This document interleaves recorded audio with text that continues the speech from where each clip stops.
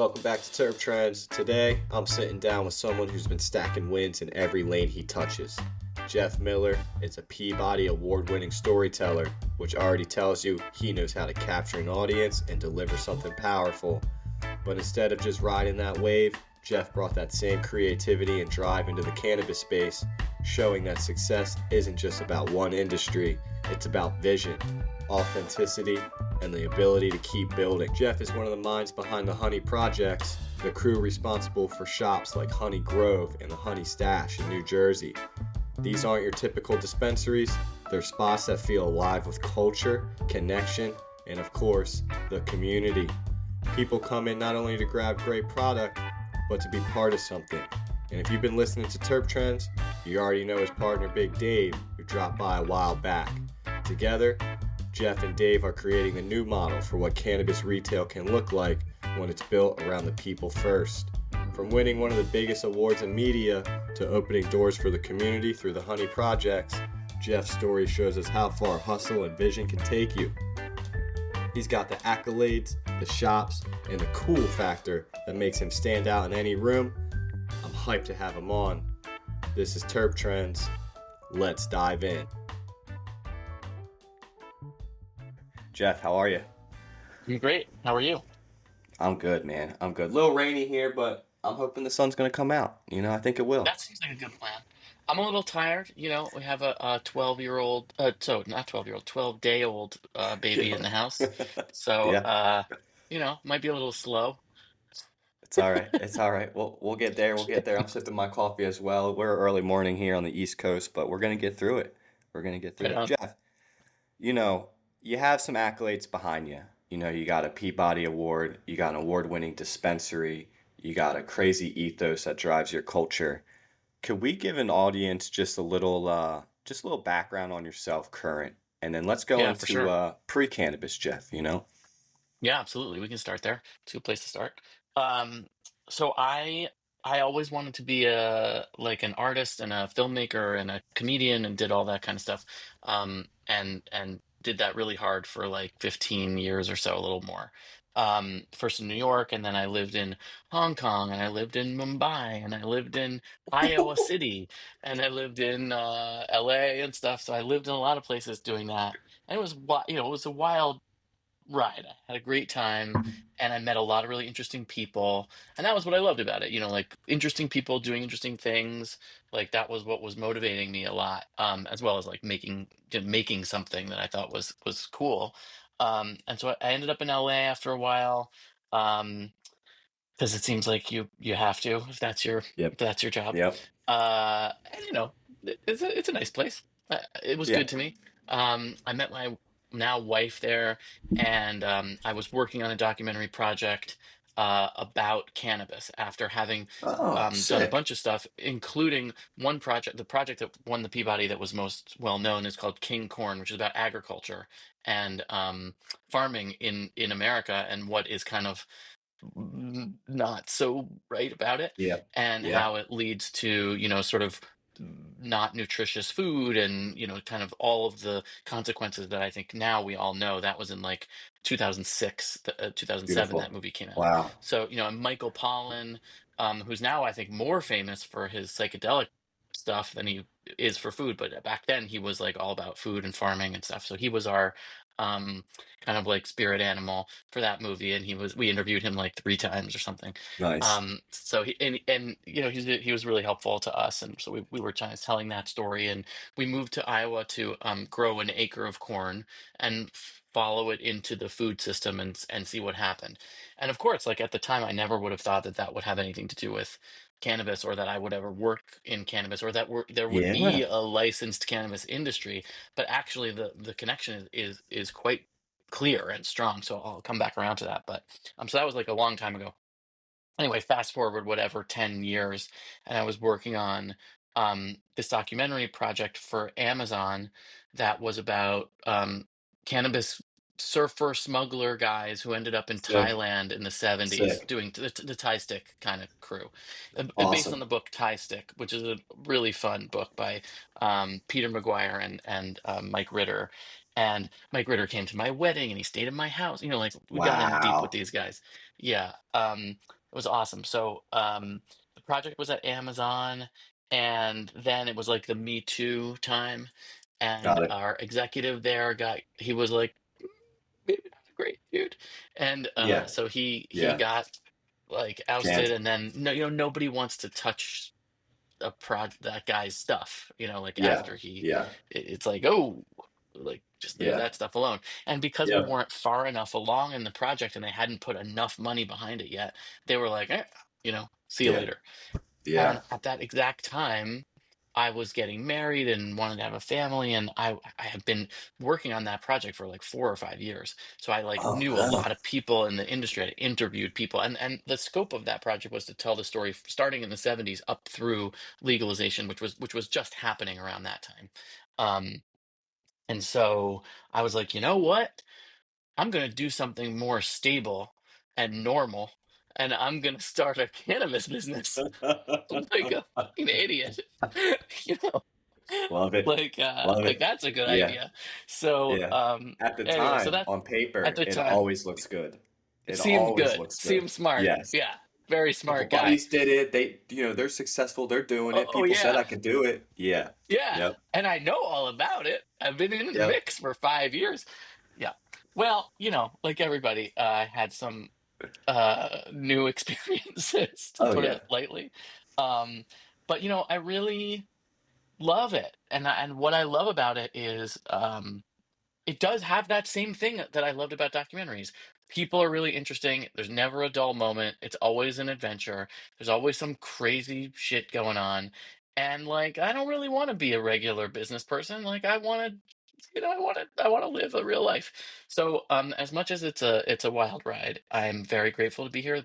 The plant has been very good to me, Yeah. personally, not just business wise, but also I have a history of significant mental health stuff with anxiety and depression, and I have found cannabis to be just a really useful, powerful ally, especially in conjunction with like meditation and other kinds of self-care practices. I have found it to be just like enormously Yeah. helpful. Um, and stabilizing, and just made me a better person. So that's I feel like good about giving back. And then And last, just to close the loop, like yeah. it's that farming thing of like, here's what happens when you do a crappy job farming, you get a crappy outcome. Like that's that's even more true with cannabis, I think. Like, Oh yeah. mass production of like no values, and just like doing everything for the money, like it really does result in a worse outcome for the plant, for the people that consume it, for the business, for everybody. And it really is the same story as you can see in the food system. So it's really important to me to be um working hard and doing everything we can to try to like make sure that we preserve what's good about it, and that it doesn't all fall into that like factory mindset.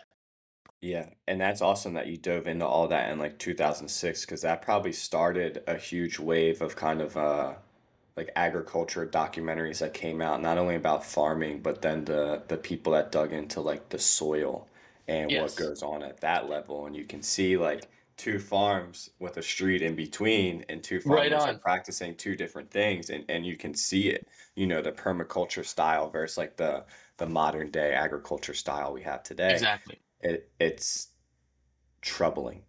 It is Um, troubling. It's been it's troubling, and it's still troubling. And like, I mean, maybe there's no like solution to that yeah, in the short run, but there's at least a place for people who give a shit, right? yeah, There's at least room for those who care to do a different thing, yeah. and to try to preserve what isn't, GMO plants with pesticides, and all that stuff. And all of that goes hand in hand with gardens and cannabis. Yes, yes, We indeed. face it, company to company has a different SOP on how they handle their gardens, and it's Yeah. interesting how that could be compared to farmer and how they handle their crop on that scale. So Jeff, man, you're traveling all around the world. This is pretty highly functional a profession that you're doing. You're digging into people, but you always have to have a certain mindset. And you just touched base on like light things like anxiety and depression. So at what point did you realize that, and I know you were in different states that allowed cannabis use, but at what point did you kind of realize like this is gonna help me. Because we all face that, we kind of walk that edge and try it, and then we realize like, oh, okay, this does have benefits to it. You know, And it all different it really stages. absolutely it really was in LA, to be honest. And Tight. so I have a deep um appreciation for the California cannabis energy and Yeah. passion, and just like if it wasn't for being in LA, I don't think I would have been able to learn as Yeah. much. I mean, this was in 2012, 2011, 2012, and like the medical, pre Prop 215 days or whatever. I mean, it was awesome as a consumer. I mean, it was Yeah. incredible, like Yeah. especially for somebody who like hadn't really been keeping up, like so in college and in New York I was kind of into it, but like in Hong Kong, like I was not smoking weed. Like I mean, it's Yeah. like No. no. No way. And like and Not so there back were then, at years least. where Yeah. no, exactly. And so like there were years where I wasn't consuming at all, and I really lost touch with what was going on. And even when I did know before I was in LA, I didn't really know that much. I mean, what was filtering through the traditional market and whatever was just what there was. Coming to LA was like just such an incredible experience, especially at that time where the deli style dispensaries, like if you were somebody like me who wanted to learn, like you Yeah. could buy It's 1 beautiful. gram of 20 things at once and Yeah. and go home and try everything and See it, really smell it. Yeah. compare them, and like and you could put your face in the jar before you buy it. Like you could just fucking really learn. Like you could really Yeah. get an education, and that was what I did. When I met my wife, actually, I was living in this apartment, and she came over, and I had this cabinet, like this that was like built-in cabinets, one Yep. of the Yep. cabinets was just like those 1 gram jars, but like probably 150 of them, just like like all Like your organized, spice like drawer. Yep. exactly, and like learning, like okay, and trying to organize them based on profile and terpene, like trying to make a continuum of understand, like, so that I could organize what I was learning from my own Yep. experience.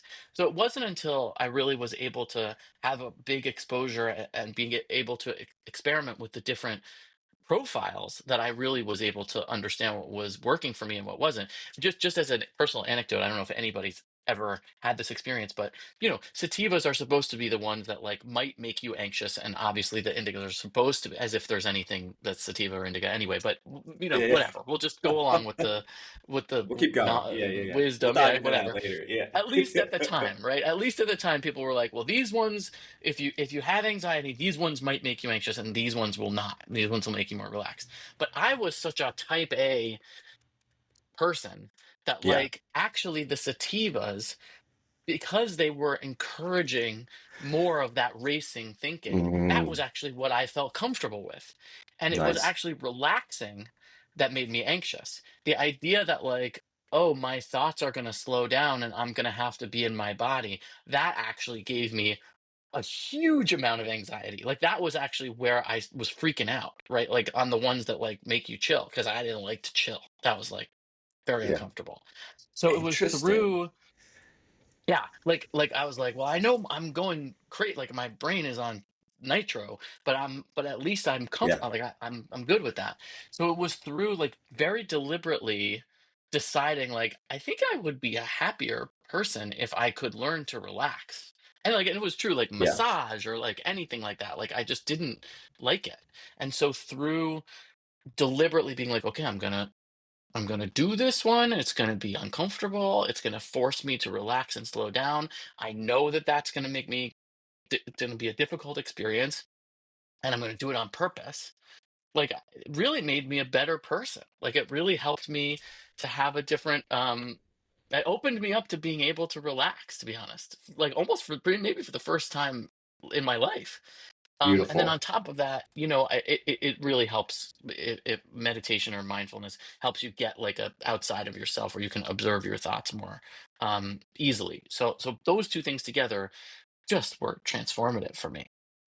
Yeah, and that's so interesting because that is such a weird anomaly that does happen with some consumers, and it has to do with some type with the terpenes, obviously. And we could dive into that for hours on a different episode.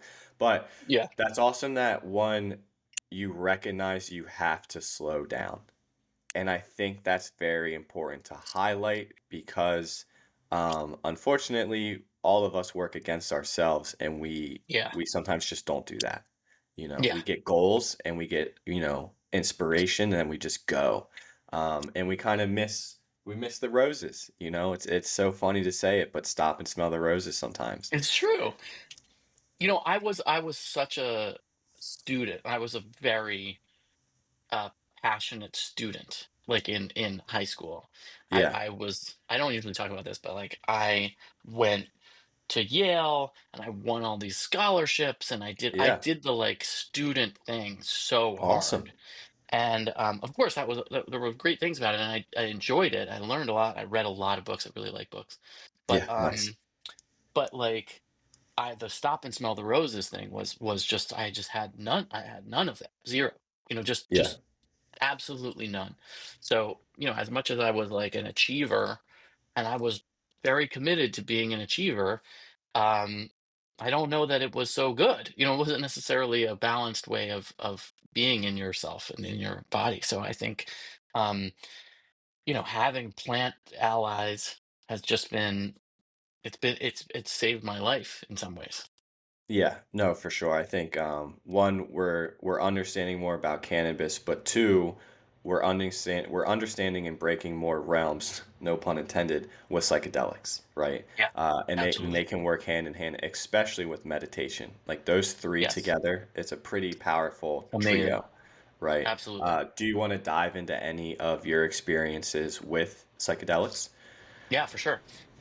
I think when I was exploring cannabis at the very beginning of my, kind of like let me get obsessive and about this, I Yeah. always knew that like this was going to go towards psychedelics, but I was like going in, step by step. Um, and when I did, first of all, I had a near death experience that was like very crazy Oh, and yeah, like man. I was like gone, I was like out, I was not here, and Yeah.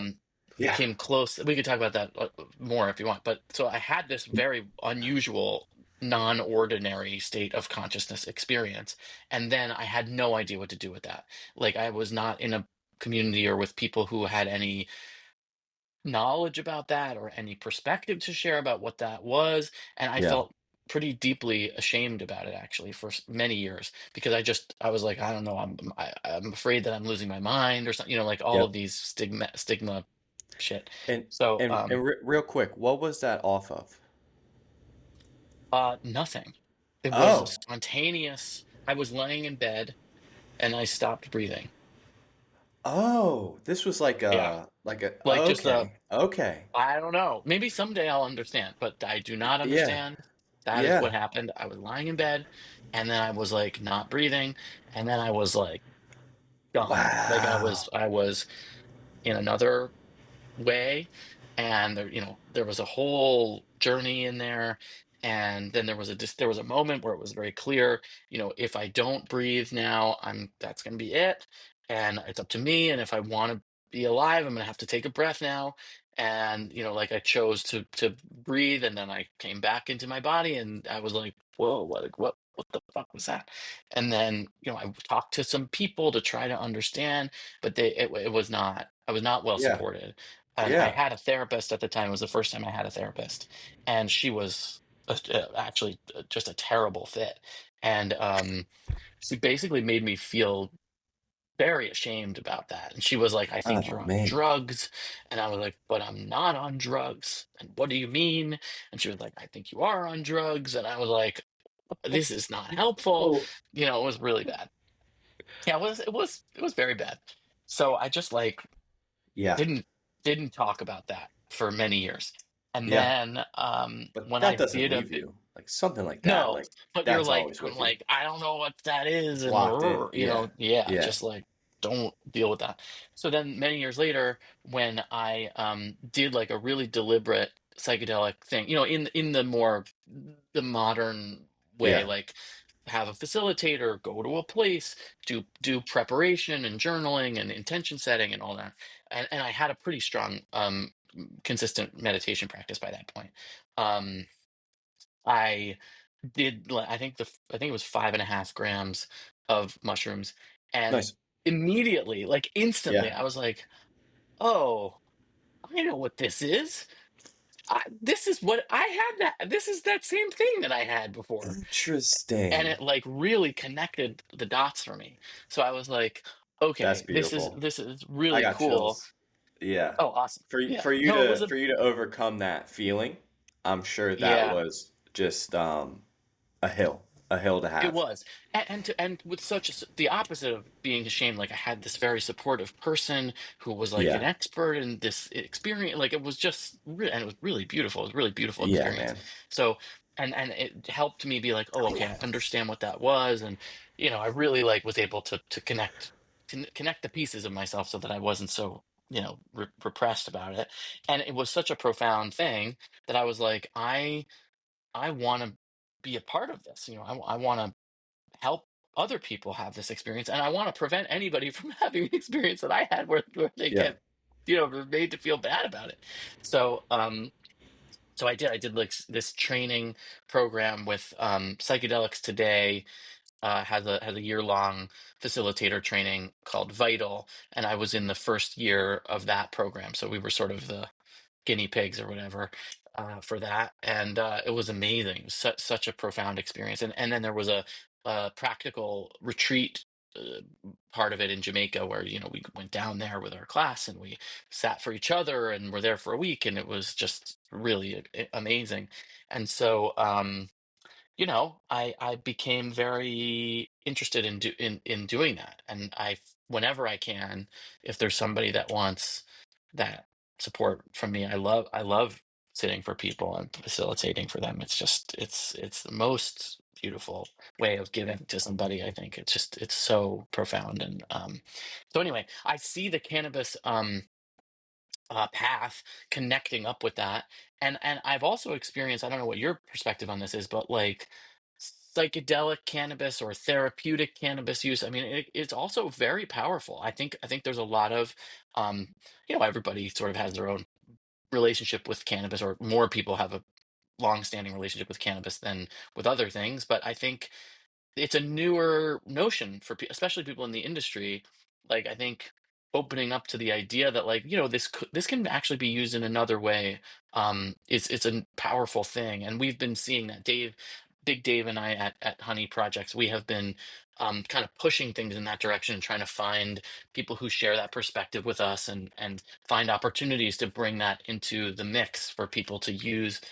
Not to say that they should only use it that way, or everybody finds their own relationship, but to open up the possibility that, like, you can be very intentional about this, and you can really Hmm. have a ritual and a set. And if you treat your cannabis experience with the set and setting kind of mindset that comes from the psychedelic therapeutic model, like it can be very powerful. Even if you smoke weed every day, like it can Yeah. be a very different experience if you make it one, by choosing to do that. It can be really different. So we really believe in that as a way of relating with the plant and growing as a person. Yeah. And I think obviously the reviews from the community speak to that. But I think it's beautiful. Real quick, shout out Big Dave, of course, Yeah. dropping that. You're giving us a really good idea of your past, Jeff, and I think everything you're highlighting at its core, whether you recognized it or not, like you really want to help humanity or just people in general, and you want to highlight that as well. I think, being a documentarian, is that the best way to say it? Sure. You're taking issues and really bringing that to light for us to all see. But not only are you doing that, like you're holding the torch in doing that. And Mm, you're taking your own personal experiences, obviously on the mental health side now, and allowing yourself to be that person that people can reach out to. And I think having that background is really transitioning well into being this owner in this Honey Grove projects because you've already helped people see your vision and their vision come together. And now you're in a community where you're allowing people to consume this plant, which is so beneficial, and creating their journey into that. Exactly what you said. Like, create your intentions with this plant and the way that you need it to help you and just be a better person. And I think you, especially Dave, have gone through those trials. So you can be those beacons that hold the light. And it's creating an awesome community, especially in Jersey. Thanks. You Thank you. know, it's Yeah, um it's cool to see, man. thanks. Thank you so much. I mean, me and Dave, when we met, I had been in the industry for almost 10 years, and I had I guess at that point it was more like 8. It's been 2 years and I've been at Honey Projects. Um, but seems like it was 15 minutes Yeah. and also 300 years. Um, but when we met, it was just like I felt like I had been looking for someone like him for the whole time. Someone who really comes from the traditional world, who has a long-standing history of and relationship with the plant, and who also like hasn't lost their um optimism, their values, whatever the word is, hasn't Yeah. lost their sense of possibility. Because I think, Yeah. one of the things that I experienced, especially being in California, in 2015, 16 through I moved to New Jersey in 2022, although my Nice. parents are from here, and well, like my whole Okay. family's from New Jersey, but I never lived Oh, here. I'm from word. Florida. Yeah. Yeah. I Yeah. don't I don't like to admit that sometimes. But It's okay. yeah, It's all thanks. right. I spent a lot of time in So Florida. It's okay. it's gotten better. It's gotten better Yeah. than when I was growing up Yeah. there. Anyway, so they when I met him, I just it seemed like after the 10 years or 8 years or whatever of legalization in California, like, so just the optimism, everybody becomes so cynical. Everything Yeah. had become so nasty and ugly. And partly, and this is another interesting comparison, I think, with psychedelics, because I was just at the psychedelic science conference in Denver that MAPS puts on every couple of Nice. years. Nice. And so Yeah. I was at the one 2 years ago, or yeah, 2 years ago, when it was like right before the MDMA thing, and everybody was expecting it was going to get legalized, and money was Yeah. pouring into the space, Boring. and there were 12,000 people at this conference, and it was like a big victory lap, and everybody was patting each other on the back, and woo, it was like such a high moment. And this one was so different. It was such a like sober, like Mm. all the panels were like lessons learned and where do we go from here, and like all that kind of Yeah. thing. Yeah. And the difference is that the bubble of all that money kind of burst before the industry has been built in psychedelics, right? Like there really Get it. is no industry yet, and Not and yet. the money was like poised to come in, and then it didn't come in, like a lot of that money. Whereas with cannabis, like all the money like flooded in based Yeah. on like hype and misunderstanding and wrong expectations, and just like bad choices.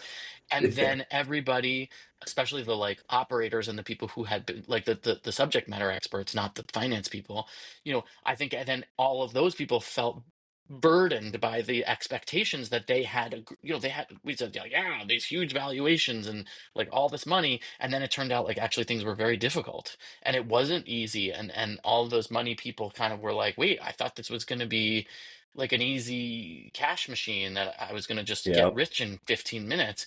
And when that didn't turn out to be the case, like there was so much pressure and so much anger and resentment, just across the whole ecosystem.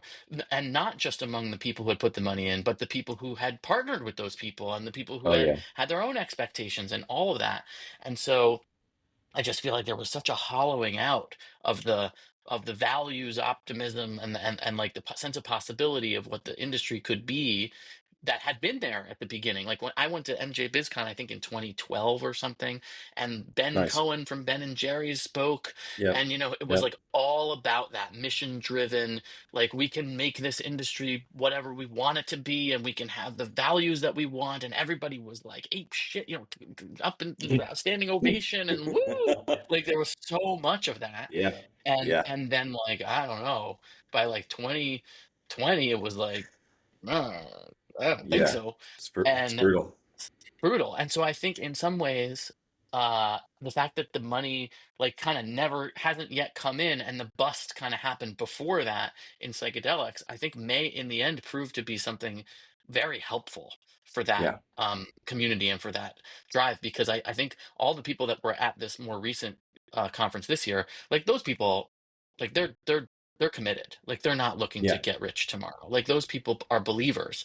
And so I think um, having a chance to double down and strengthen that foundation of core people who really care, I think in the end will probably serve the psychedelic movement much better than what happened with cannabis and where just kind of the dream has soured a lot for a lot of people. So to Yeah. meet Dave and be like, this guy's he still believes, like let's do Yes. that, like it was really a beautiful moment, and I wasn't sure that that would ever happen again. So Yeah. we're very grateful for each other, and I think it's just been a really nice experience. I mean, it's been horrible and extremely difficult, but it's also Yes. it's also been great and beautiful and satisfying. So It's a yeah. it is a wild industry to get into, and I don't think Yeah. people understand it until they're in it, and then they're just like, "Whoa," because we get so many professionals from other Oh. industries that come in, and it Oh. is even they may be highly successful people, and they come Yeah. into this industry and they just get spit out, and Pummeled, it's dude. it's Pummeled. insane, and they just Yeah. don't get it, and there's huge question marks. But with that causes so much like unsettled water in that company or in that dream, and that Totally. affects everything down the ladder. And Totally. I think what you and Dave have going on is like such a strong authenticity and such a Thanks. strong like we're not jeopardizing our views for this anymore. Like we just Yeah. can't. Too many people are really showing us where they're going wrong and they just don't fit in this space. Yep. Because it's a community space, man. We're all in it together in this industry. And some Yeah. people just You know what don't I have they don't found? want to I have adapt that. totally Yeah. agree. Question for you. Like I have this like theory, like a little pet theory that like that the problem with the people that come in from other industries, it's not like of course people have skills, like they may be able to contribute something very useful. It's the I think it's the arrogance and Yeah. the righteousness that like the people that come in and they look around and they go, well, this industry is a mess. And like, look, it is a mess. Like, look, we can all acknowledge like it's a fucking mess. But like, Yeah. We're it's trying to not make our. it It's better. not. We're trying to make it better, and it's not because we're dumb. Like, it's Yes. not a mess because people are stupid. It's a mess because there are structural things that make it a mess. Like, it is very difficult to have it not be a mess.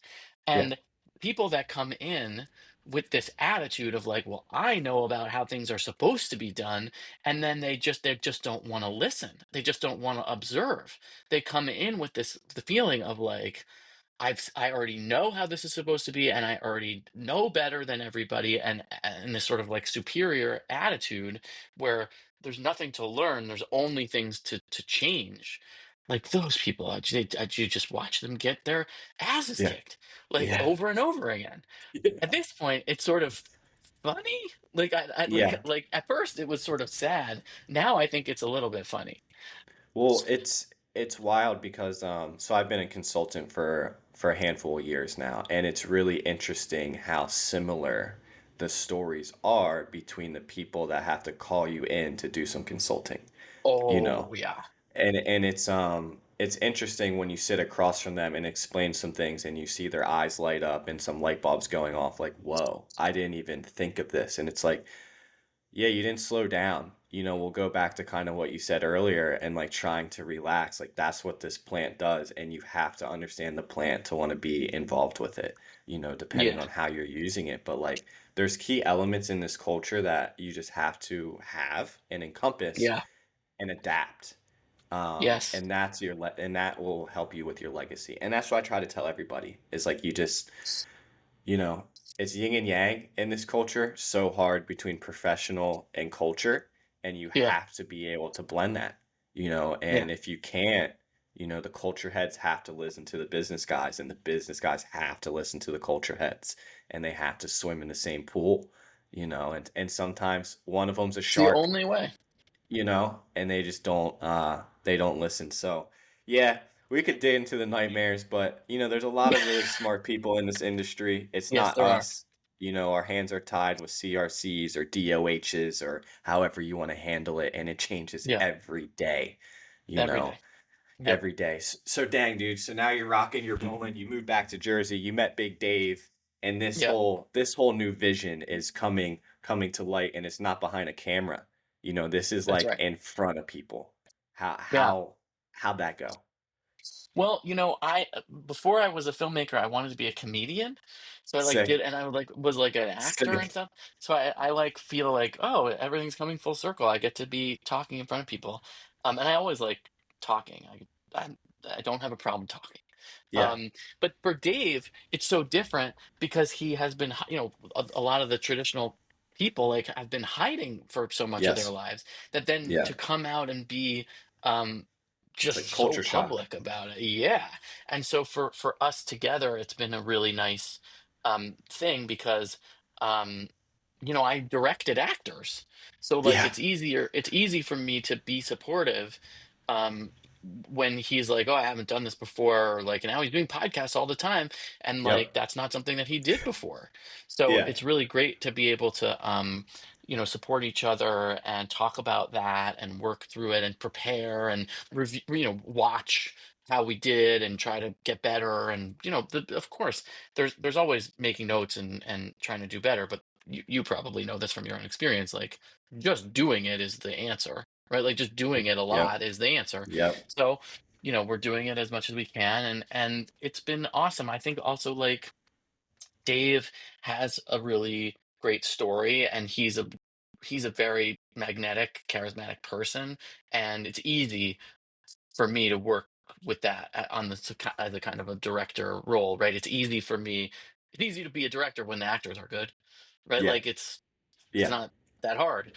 Yeah. So he needed a lot of practice, and we've gotten it. And I was rusty, and so we've been in it, and it was great to be in a market where when we were starting 2 years ago, like there wasn't a lot of like content going on. There wasn't a lot of Yeah. storytelling happening, and so we had a chance to both improve ourselves and also just like even though we were restarting ourselves, it was still like more than a lot of other people were doing because it was so early in the market. So that was Yeah. great for us to be able to practice while the stakes were a little lower and the expectations were not so high. So it's been a beautiful experience for us, and it's been really cool for me to see Dave get more and more comfortable and frankly like enjoy it more. Like at the beginning, I Yeah. don't think he enjoyed it very much at all, and so it's been great to observe that and be part of that with him, and then for me to reconnect to like a part of myself that I haven't really done a lot of in a long time. So it's been awesome. Yeah, and you guys are rocking, and then you won, the community's been speaking. You won some awards, right? You won an Yeah, award. Yeah. very pleasing. Awards are what they are. They're not the most important thing always, but like to have two stores in 2 years with two awards, one for each. It's awesome. It feels really good.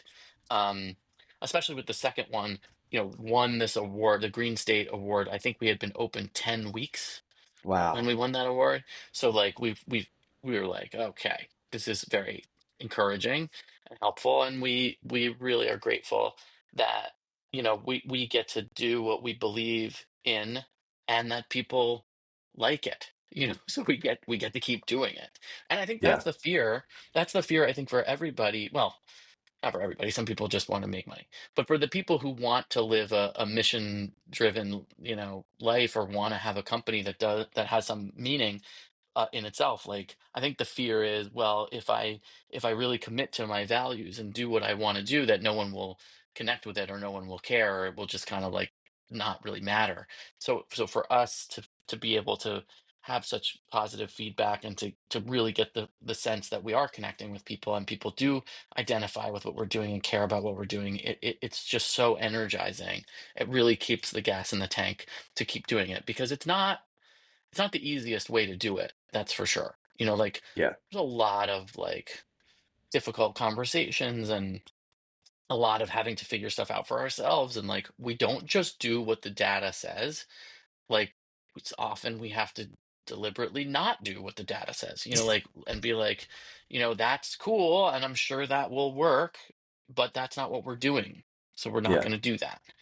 And yeah, so it just makes it harder. Another, just for, especially for you and your audience and your perspective, like, one of the things that we found really early on, especially with our commitment to like smaller craft producers and smaller brands, a lot yeah, of those companies are families, or there's like three people. It's not a big team, and they don't have a big marketing budget, and they don't have 15 years of working in Hollywood, and they don't have camera people. Like, they need marketing help. They need help telling their story. They need support in terms of how the customers are going to ever even know that they exist. yeah, So we, as by making the choice to work with smaller brands with smaller budgets, we kind of implicitly just take on the responsibility of some of their marketing, right? Because otherwise nobody's going to know who they are. yeah, And so it's very different from working with companies who have a gigantic marketing budget, where the store gets the benefit of their marketing. In some ways, our position is sort of the opposite, where like, actually, we're the marketing in some meaningful way for some of these brands that are only in 10 stores, 8 or 10, 12 stores. yeah, So and we love that. Like, I don't want to yeah, pretend that it's all a burden. Like, that's what's fun about it.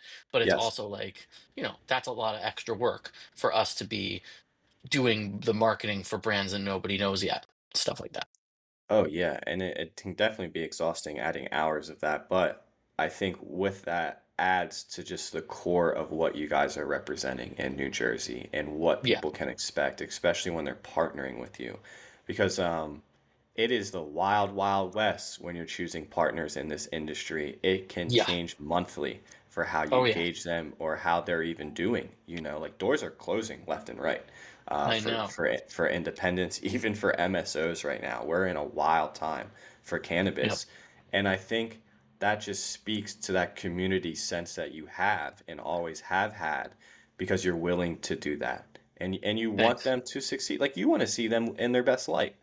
I think Absolutely. that We that's love why what they're doing. you do what you do, People you know? growing in living soil, like, yeah, please. Like, could we please have that? Like, we want them to succeed, because A, we want to smoke their weed, and B, Yeah. we like them and we like what they're doing, and that's exactly right. The other thing is, you know, I think there's two ways to play the game, right? Like, and you can only do one or the other one, right? Like, there's more than two, obviously, but there's kind of two polarities, right? One is like, we have tons of capital and tons of money, and we're Yeah. gonna like deploy it strategically, and that's how we're gonna win.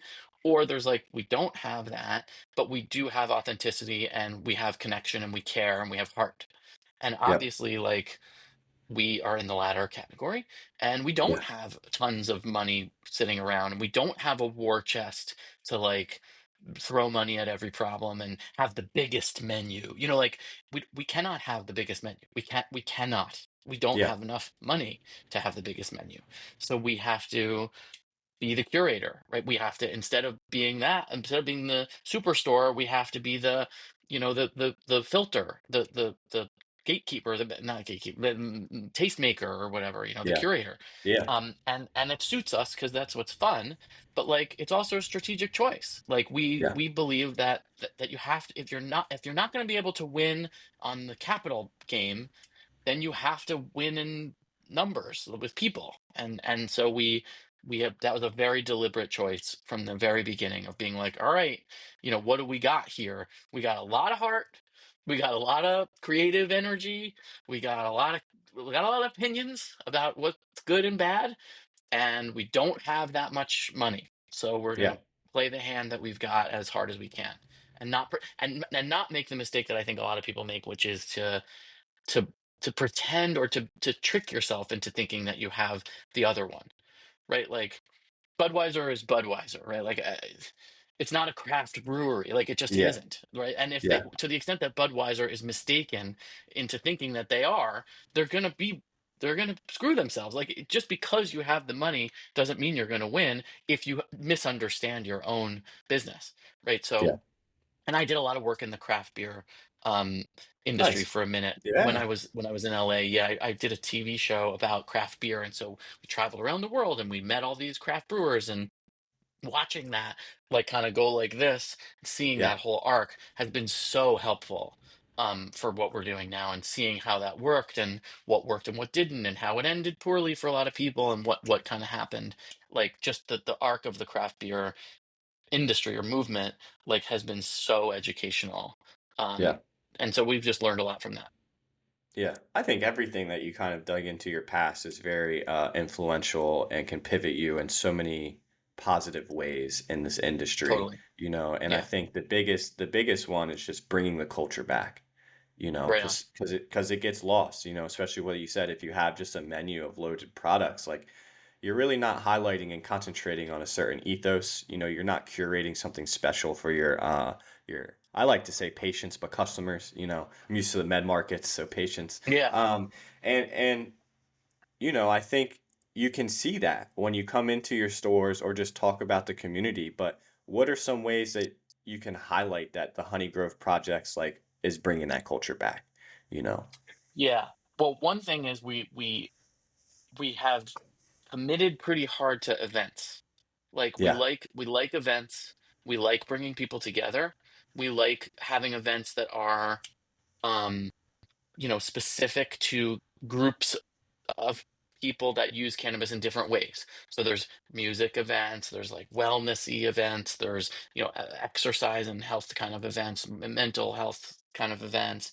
There's food stuff. Like I think we were very involved in this food truck festival that was really cool. Nice. Um, I think that in-person experiences are really important.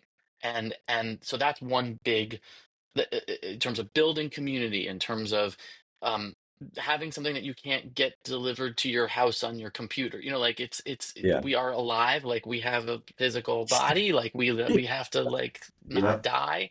Like let's Yeah. be in a space together. So there's that part that we really believe in. Um, there's community building stuff, which to be honest, we haven't done as much of this as I would like to. It's kind of on my agenda for the next 6 months. Is like I want to have like a community board in the stores, kind of like REI has, where there's like it's not just information about REI and like buying jackets. It's also Yeah. like there's a hike, there's a whatever, there's a nature event, there's a farmers market, there's a That'd be sick. where in the store you can kind of connect with things that are related to cannabis, or things that go along with cannabis, or ways that you can bring cannabis to those activities or interests. And I think that's really awesome. I love that. And we talk about it and we post about it, and we kind of we do it in our way, and we have our own events. But I'd like to go much beyond that, and to have like be a real hub for cannabis adjacent stuff. For Yeah. like the consciousness community and the wellness and well-being community, and things like that. So that's something we're definitely working on. Mental health charitable stuff too, and we're pushing some resources in that direction. Um, and then I think like we try to we try to encourage people to talk to use cannabis in a different way, like we've been talking about before, that I think is very community oriented. um Even if it's like for a personal spiritual or therapeutic or whatever personal development way, there's doing that by yourself, and then there's doing it in a group. And one of the things we've been talking about is bringing out some people who are facilitators for group work, group group cannabis work. Yeah. We're supporting those kinds of events that happen in New Jersey. We try to always sponsor them or be involved with those things and make sure that they are happening and have resources and storytelling behind them. Um, so that's how we're seeing it. We just want to keep pushing things in that direction of like people connecting with each other. And then of course on the micro level, like when you come into our store, like we have hired people who really like their jobs. Like they really Yeah. like talking to people about weed. And So you know, important. I know that I mean, we're very grateful for this, and our team is across the board at both stores right now. The team is just, it's so great, and we are so grateful for them, and we have so little turnover.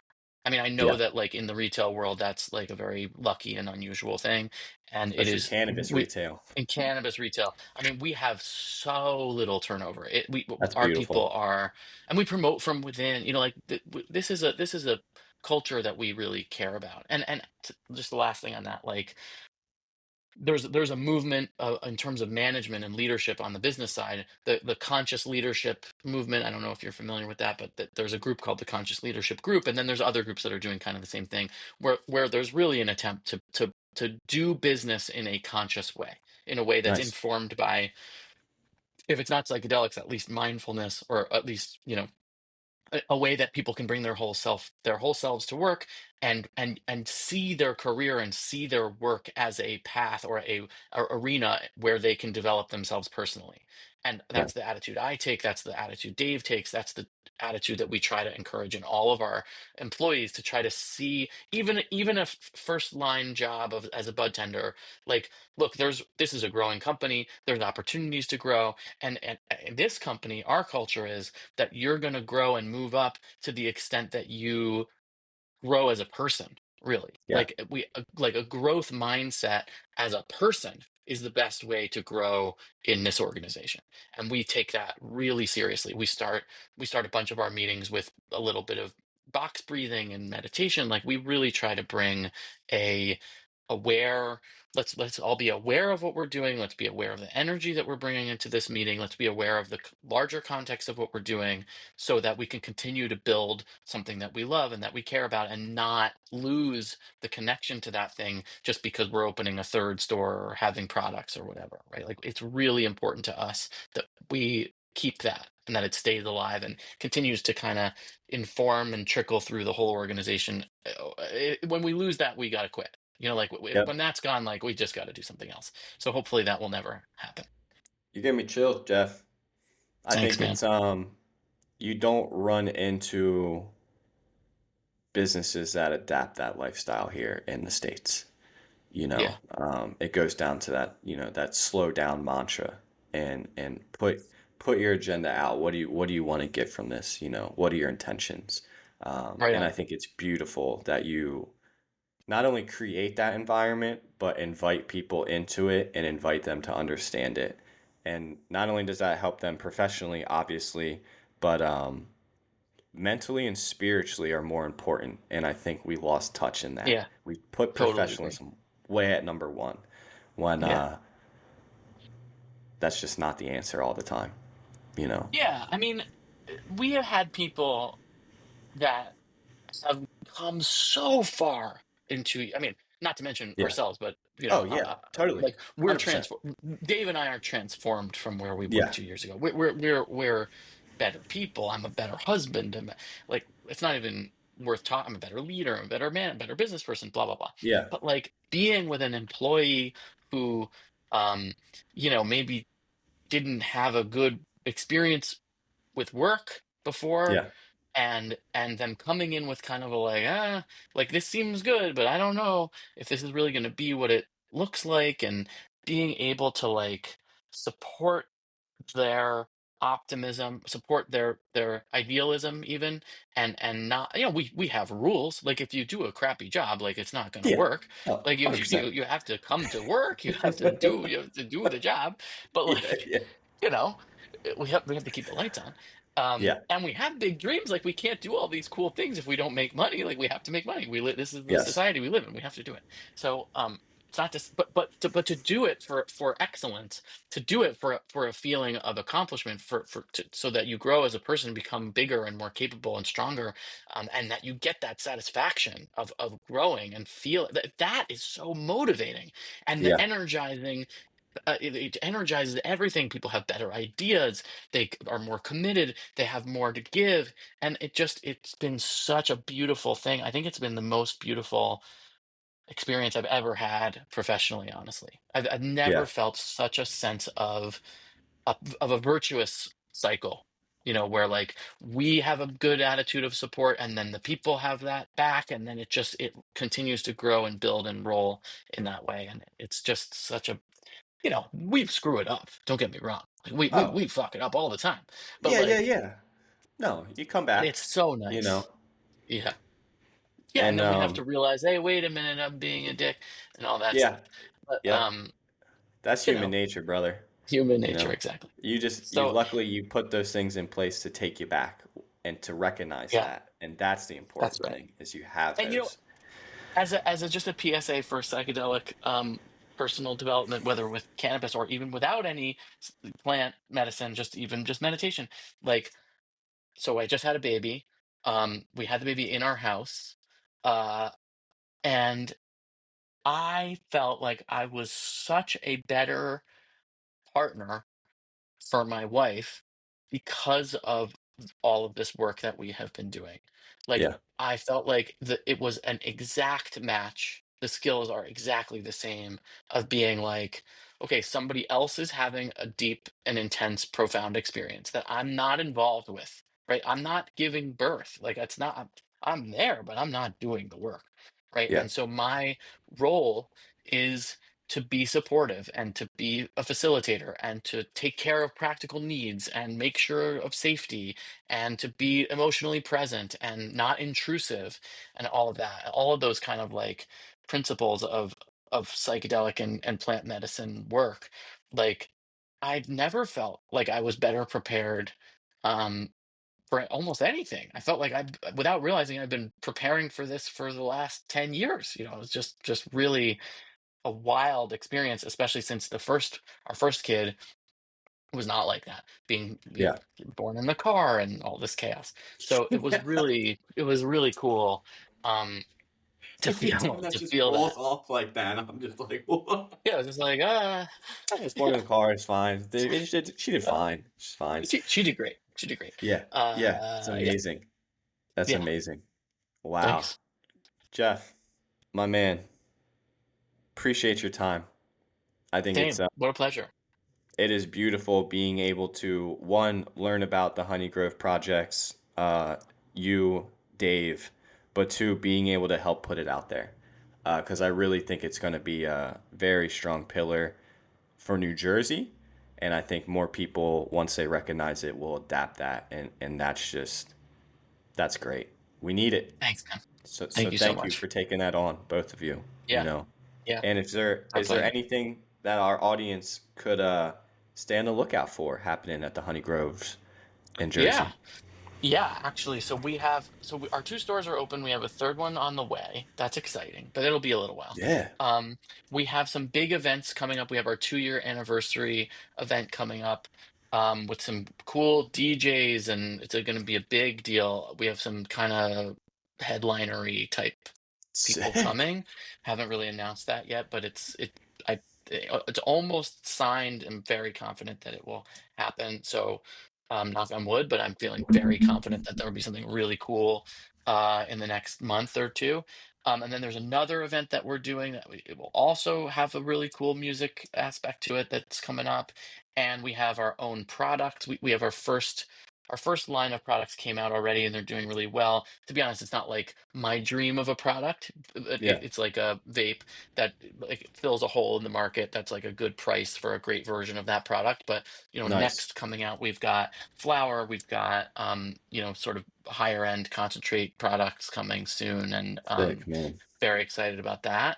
Um, and we're aiming towards kind of a wellness center kind of on the Sick. horizon. That's kind of where we'd Yeah. like to go, is to have a place where you can use cannabis and consume in a deliberate and mindful and intentional way, Oh, it's with beautiful. various other stuff there. So that's kind of the roadmap for the next, I don't know, 12 to 18 months. So Sick. we're psyched. I love it. Yeah, I love it. I'll cool. be in Jersey more and more, so I can't wait to get to the stores to Keep check in it out. touch. Yeah, absolutely. Yeah, man. Yeah, for sure. Jeff, brother, Yeah, pleasure. appreciate you, man.